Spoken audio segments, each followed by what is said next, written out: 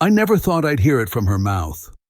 Out of all the things a wife could call her husband, boring, lazy, predictable, mine decided to go with, "You're more like a neighbor than a husband." She didn't even look at me. She tossed it over her shoulder like it was a piece of lint, already halfway into her heels. I laughed, not because it was funny, but because if I didn't, I'd probably break the mirror she was so obsessed with. Wow, a neighbor. Do I at least get to borrow my own lawnmower? She rolled her eyes, fixing her hair. Don't be dramatic. Sure, I said. Nothing dramatic about telling your husband he's basically the guy who checks the mail 2 doors down. She grabbed her purse, ignored me, and checked her lipstick one last time. Bright red. The kind of shade that doesn't survive a night with the girls, unless the girls were planning to kiss her. Big night? I asked, leaning against the wall. She smirked. Yeah, with people who actually know how to have fun. There it was, the jab. The usual 1-2 punch she loved throwing before leaving. I held up my coffee mug like a toast. Careful, don't let them find out you're married to the neighbor. Might ruin your reputation. She gave me that little smirk she uses when she thinks she's the clever one, opened the door, and said the line that made my teeth grind, "Try not to die of boredom while I'm gone." The door slammed, leaving me in the kind of silence that feels staged, like a TV show that forgot to add the laugh track. I stared at the door for a second. Neighbor, not husband, not partner. Just some guy renting space in her life. I could have sat back down, let Netflix babysit me, and pretended not to care. That's what the neighbor version of me would have done. But her perfume was still hanging in the air, and every second I stood there, it felt less like marriage and more like a joke I hadn't gotten yet. So yeah, I grabbed my jacket. By the time I hit the street, her car was already 2 blocks ahead. I kept my distance. She never checked her mirror. Why would she? She thought she left me on the couch with the remote, where neighbors belong. I followed, block after block, red lights chewing seconds out of me, anger simmering just under the surface. When she finally pulled over, I knew. Not a cozy house, not a restaurant, a club, the kind with bass that makes the pavement shake, the kind where the neon signs are brighter than people's futures. She parked, fixed her strap, and strutted toward the door like she owned the place. Alone. No girlfriends, no ladies' night selfies, just her and whatever was waiting inside. I parked 2 streets away, killed the lights, and sat there for a moment, gripping the wheel until my knuckles ached. Maybe this was the moment to turn around. Maybe I should have gone home, lived up to my new title, and been the neighbor. Quiet, irrelevant, invisible.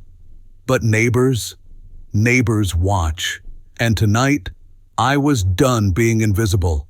The street outside the club looked like a crime scene where the only victim was self-respect. I slipped into a side entrance, the kind nobody questions if you walk like you belong there.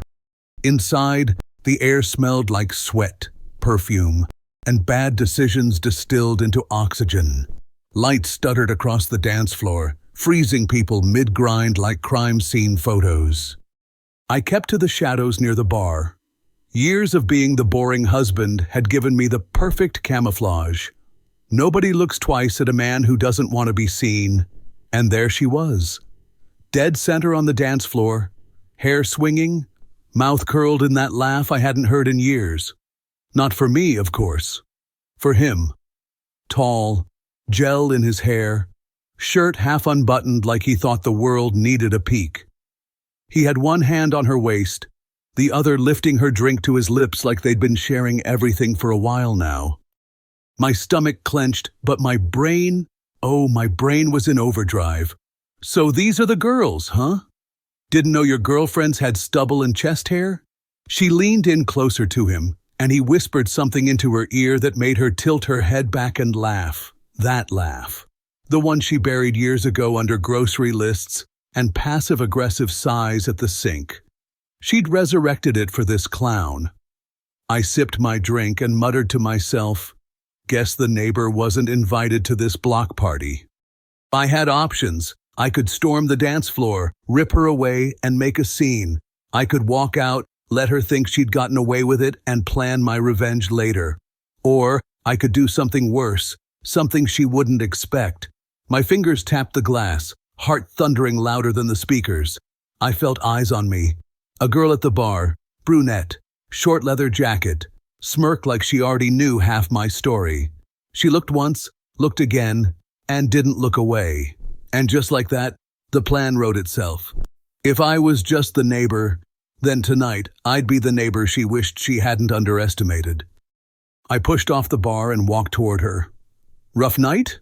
she asked, raising an eyebrow. "You could say that," I replied, my voice calmer than I felt. "Wife's out there somewhere dancing with her. Friends." She smirked. "So you're here playing the good husband?" I chuckled. "Something like that. Although apparently I'm not the husband, I'm just the neighbor." That got a laugh out of her, loud, sharp, cutting right through the bass. "Wow, harsh." "Yeah," I said, setting my empty glass down. "So I figured neighbors can have a little fun too, right?" She tilted her head, considered me for a moment, then slipped her hand into mine. No hesitation. The dance floor lit up as we walked out together. I could already see my wife's silhouette, moving in rhythm with her new toy. Every step closer was another nail in the coffin she'd built with that one line, and I was ready to hammer it in. The bass felt like it wanted to split my ribs open. Lights flashed across faces, freezing every smirk, every sweat bead, every lie. The girl on my arm, let's call her Jenna, because she looked like the kind of woman who wouldn't mind making trouble, smiled at me like we were in on a joke the rest of the room hadn't caught up to yet. And then I saw her, my wife, center stage, her head tilted back, hair flipping in slow motion under the strobe, hips glued to the guy in the unbuttoned shirt. She looked alive, not the talks about bills and laundry alive, the kind of alive that had apparently skipped me entirely. I leaned toward Jenna, raising my voice over the music. "See the brunette in the sparkly dress? That's my wife." Her eyebrows shot up. "No kidding. And here I thought you were single." "Apparently I am," I said, smirking. "At least according to her." That got me a laugh, sharp and quick. She squeezed my hand. "Well then, let's give her a show." We stepped into the crush of bodies, pushing toward the center like sharks through a school of fish. Every beat was a countdown. Every flash of light brought me closer to her eyes. And then it happened.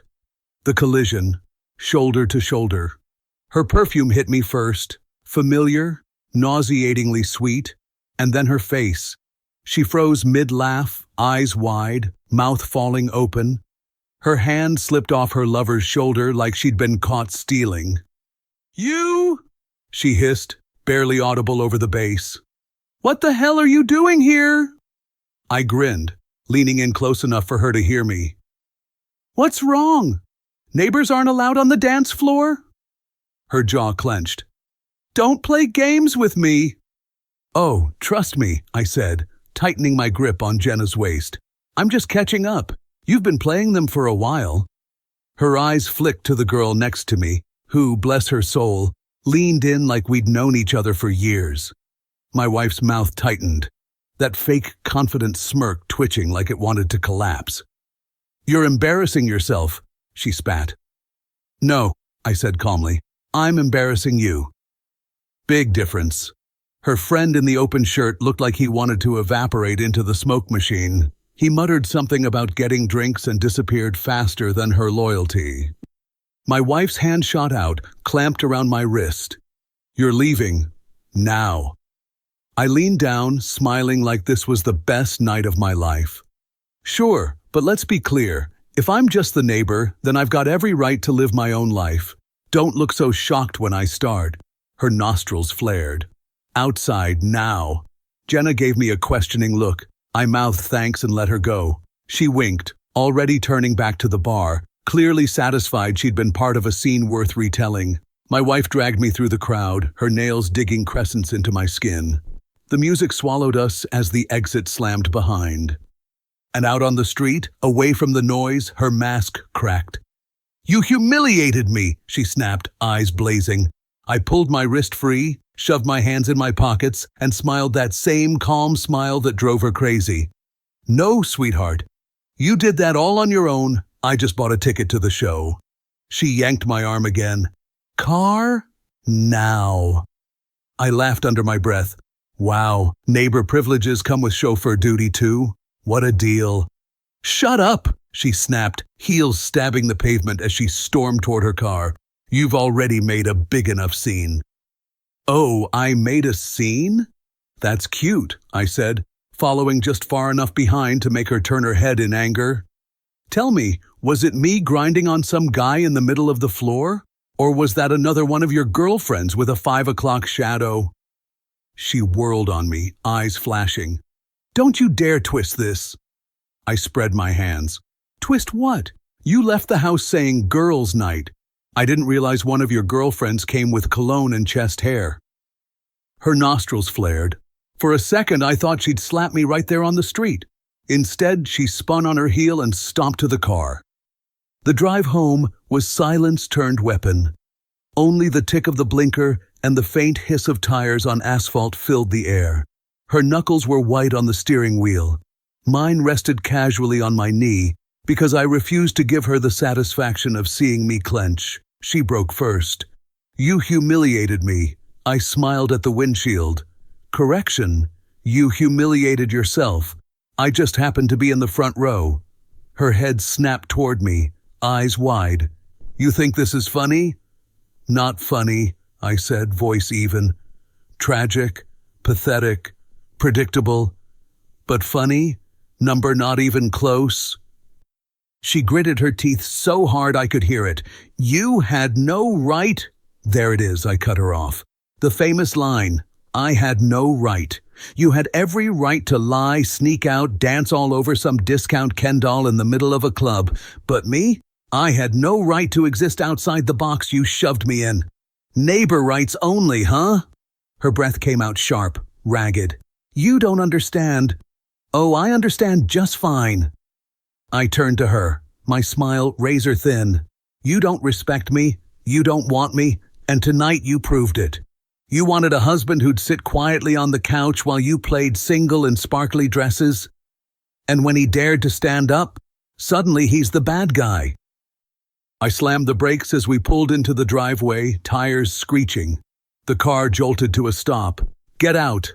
I leaned back, calm as ice. "Ladies first." We walked in, door slamming like a gunshot behind us. The house felt smaller than it had an hour ago, walls closing in with every breath. She spun on me immediately. "You embarrassed me in front of everyone? Do you even realize how you made me look?" I set my jacket on the chair, took my time. "Oh, I realize. You look like a wife who lied about where she was going. You look like a woman who traded her marriage for a cheap night out. I just happened to be the mirror you didn't want to see." Her voice rose, cracking under the weight of her fury. "You are not going to turn this on me." I stepped closer, eyes locked on hers. "I don't need to turn it. It was always on you." Her hands balled into fists. "You ruined everything." I laughed, a sharp, humorless bark. "No, sweetheart, you ruined it the moment you decided your husband was just a neighbor. Tonight was just confirmation." I turned, walked to the bedroom, and pulled out a duffel bag. Her voice followed me, shrill, panicked now. "What are you doing?" "Packing," I said flatly. "Congratulations! You finally get to live without the neighbor taking up space." She stormed into the room, blocking the doorway. "You can't just leave." "Watch me." Her eyes widened, desperation leaking through the cracks of her anger. "You don't mean this." "Oh, I do," I said, tossing shirts into the bag. "And don't worry, I'll even take out the trash on my way out. Wouldn't want to upset the neighbors." Her face crumpled between rage and fear. "You're not allowed to just walk away from me." I zipped the bag, slung it over my shoulder, and met her gaze head on. "Funny, that's exactly what you did the second you walked out tonight." And then I walked past her, her voice chasing me down the hall, high and breaking. You don't get to leave me! Do you hear me? You don't get to leave! The door slammed behind me anyway. The first night away was quiet. Too quiet. No perfume poisoning the air, no heels stabbing the floorboards, no sighs heavy enough to crush a room. Just me, a crappy motel lamp buzzing in the corner, and the steady realization that I'd finally stopped being her furniture. I thought I'd lie awake, eaten alive by doubt. Instead, I slept better than I had in years. By morning, my phone was already a war zone. Missed calls, voicemails, messages stacked one after another. Where are you? We need to talk. You can't just disappear like that. Answer me. I scrolled through, half amused, half disgusted. By noon, the tone had shifted. Okay, fine, I overreacted. Come home, we'll figure this out. It didn't mean anything. You're blowing this out of proportion. Don't throw everything away over one stupid night. I almost laughed. One night? Try 100 small betrayals leading up to the grand finale. The line about me being a neighbor wasn't an accident. It was the truth leaking out. That evening, I typed exactly 6 words back. Already filed the divorce papers today. Silence for 10 minutes. Then my screen lit up like a Christmas tree. You can't be serious. Don't do this. You're not thinking straight. I put the phone down, turned on the TV, and let her words bounce off the walls like flies against glass. Day 2, the anger arrived. You're pathetic. Running away like a child. You'll never find anyone better than me. Enjoy your little motel, loser. I smiled. Sarcasm makes a poor lifeline when you're drowning. Day 3. Desperation cracked her voice messages. I could hear the tears in every syllable. Please, please don't do this. I messed up. I know I did. But you can't just throw us away. Pause. Shaky breath. Don't leave me. I can't handle this alone. The irony burned sweet on my tongue. Can't handle it alone, I muttered to myself. Should have thought of that before you treated me like a stranger in my own house.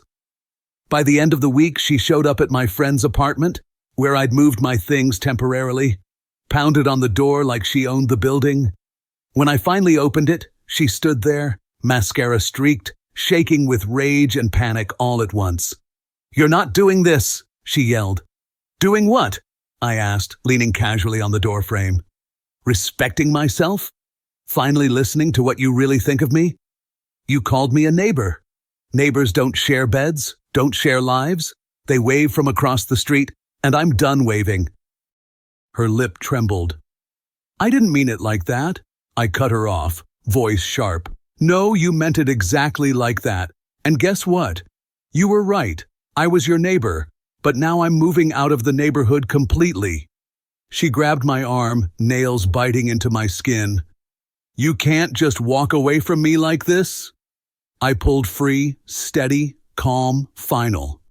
Funny, that's exactly what you did the moment you chose him over me. I closed the door. Her fists hammered once, twice, then faded down the hall. Her voice cracked through the wood one last time. You'll regret this. Maybe, but at least it would be my regret, not hers. And that was it. The neighbor finally moved out. I didn't expect her to show up at work, but of course, she did. I was in the middle of a meeting, running through numbers, when the glass doors swung open like a bad soap opera, and there she was. My wife, well, almost ex-wife, dressed like she was about to audition for the role of woman scorned #1. Her eyes were already glassy, her voice pitched just high enough to cut through the room. There you are, she cried, marching across the office floor. Do you feel good about yourself? About abandoning me? The room froze. My colleagues blinked at me like they'd just tuned into the wrong channel. I leaned back in my chair, steepled my fingers, and gave her the calmest look I could muster. Morning, I said flatly. I didn't realize visitors were allowed to skip reception. She ignored me, planting herself in the middle of the room like she owned the place. Everyone should know the kind of man you really are. He left me, just left me, after everything I gave him. Someone coughed awkwardly. My manager stared at the floor. One of the interns looked like Christmas had come early. I sighed. You done? No, she snapped, tears starting to smear her mascara.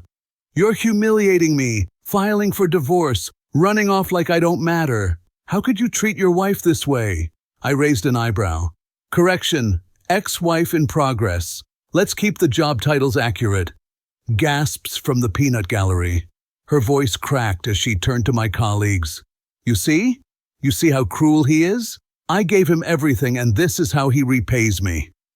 I stood slowly, straightening my tie.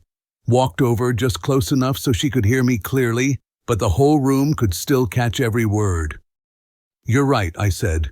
You gave me everything I never asked for. Lies, insults, betrayal. Oh, and let's not forget the part where you told me I was more like a neighbor than a husband. Should I get HR to write that down as an official complaint? Her mouth opened, then shut again. No words, just rage.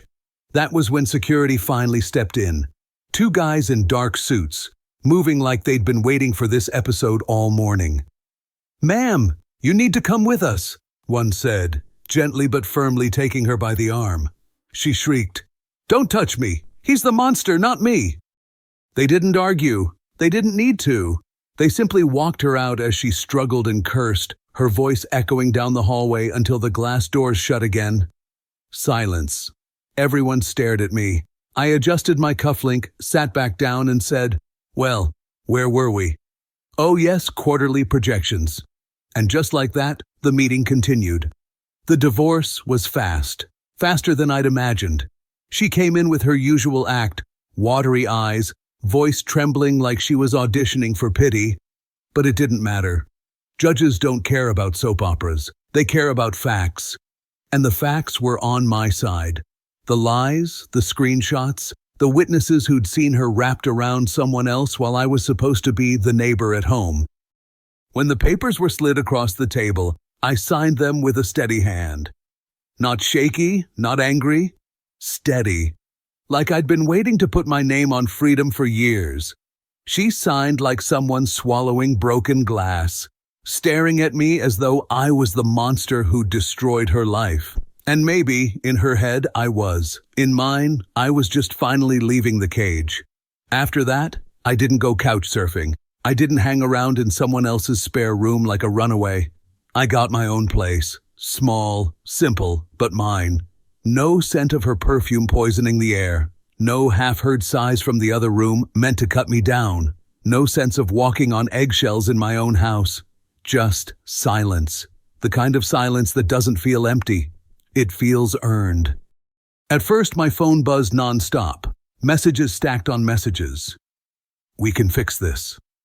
You'll regret it. Don't throw everything away. But I didn't answer. What was the point? She had already told me everything I needed to know in one line. You're more like a neighbor than a husband. That was her truth. She said it once. I decided to believe her forever. The funny part, I don't feel ruined. I don't feel like some tragic ex-husband wandering through the wreckage of his life. I feel lighter, freer, like I shaved 50 pounds of dead weight off my shoulders. The only thing I regret is not walking out the door the moment she first started treating me like furniture. People ask sometimes, didn't it hurt? Of course it hurt. But pain passes, betrayal fades. What stays is the clarity. When someone shows you exactly what you mean to them, believe it. Don't stick around begging for a different ending to the same bad story. She thought calling me a neighbor would crush me, reduce me to nothing. All it did was remind me that neighbors don't stay forever. Neighbors move, and I did. Now I've got a place that's mine, a life that's mine. No games, no lies, no fake smiles hiding knives. Just me, finally free of someone who mistook love for a leash. And if she ever wonders how I'm doing, I hope she knows. I'm doing better than the neighbor she thought I was. 3 months after the divorce, I stopped checking my phone for her name. 6 months after, I stopped even remembering the number. The silence that used to feel heavy turned into something else. Peace. My apartment started to feel like mine, not a temporary hideout. I bought furniture I actually liked, not the kind she would have approved of. I cooked what I wanted, slept when I wanted, lived without tiptoeing around someone else's moods. Old friends started inviting me out again, and I said yes. New faces appeared too, people who didn't know me as her husband, just as me. I wasn't rushing into anything, but for the first time in years, I felt like a man again, not a prop in someone else's play. By month 6, I realized the strangest part. I didn't miss her. Not the way she looked. Not the sound of her voice. Not the life we had. The only thing I missed was the version of myself I'd let her bury. And now I had him back. She thought she broke me, but all she really did was set me free.